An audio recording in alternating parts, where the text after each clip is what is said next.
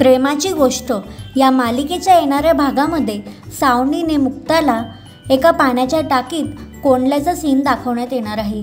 या सीनचं शूटिंग कशा प्रकारे झालं त्याचा हा बिहाइंड द सीन व्हिडिओ आहे।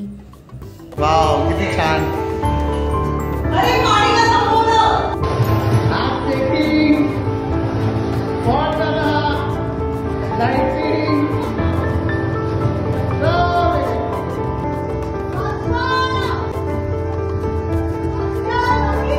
पानी